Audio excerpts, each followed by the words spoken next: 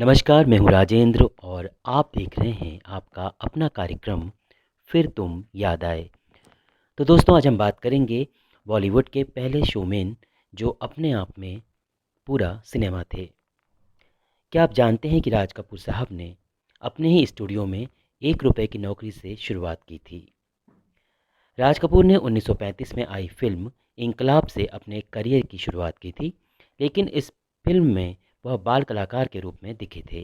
उनके पिता पृथ्वीराज कपूर को उनकी क्षमता पर कोई खास यकीन नहीं था, इसलिए उन्होंने अपने स्टूडियो में बेटे राज कपूर को झाड़ू लगाने का काम दे दिया था। इसके बदले उन्हें 1 रुपये मासिक सैलरी भी मिलती थी।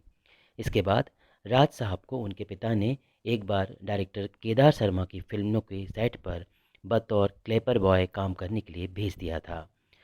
राज कपूर साहब केदार की फिल्म विश कन्या के सेट पर काम करने लगे थे।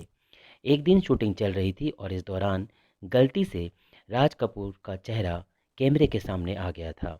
इस गलती को ठीक करने की हड़बड़ी में क्लैपबोर्ड उस सीन के एक्टर की दाढ़ी में फंस गया, जिसमें उसकी दाढ़ी निकल गई। इस बात पर फिल्म के डायरेक्टर केदार शर्मा इतने नाराज़ हुए कि उन्होंने राज साहब को बुलाया और उन्हें ज़ोरदार थप्पड़ जड़ दिया।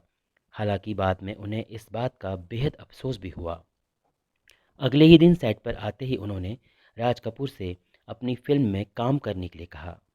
डायरेक्टर की इस ऑफ़र को सुनते ही राज कपूर साहब फूट फूट कर रोने लगे थे।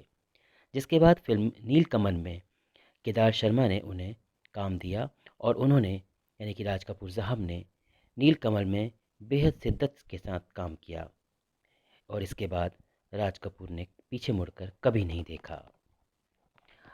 अब बात उन दिनों की है जब राज कपूर फिल्म आग का निर्माण करने में जुटे थे।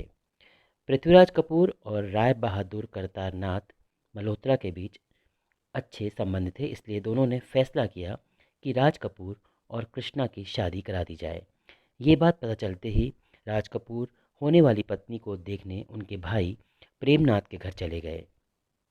कृष्णा अक्सर भाई के पास मुंबई में कुछ दिनों के लिए आया जाया करती थी।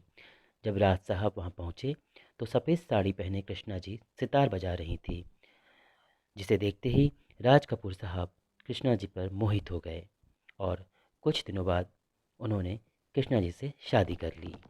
तो दोस्तों, ऐसी ही बातें जानने के लिए देखते रहिए आपका अपना चैनल, अपना कार्यक्रम फिर तुम याद आए, और करते रहिए सब्सक्राइब, लाइक और शेयर।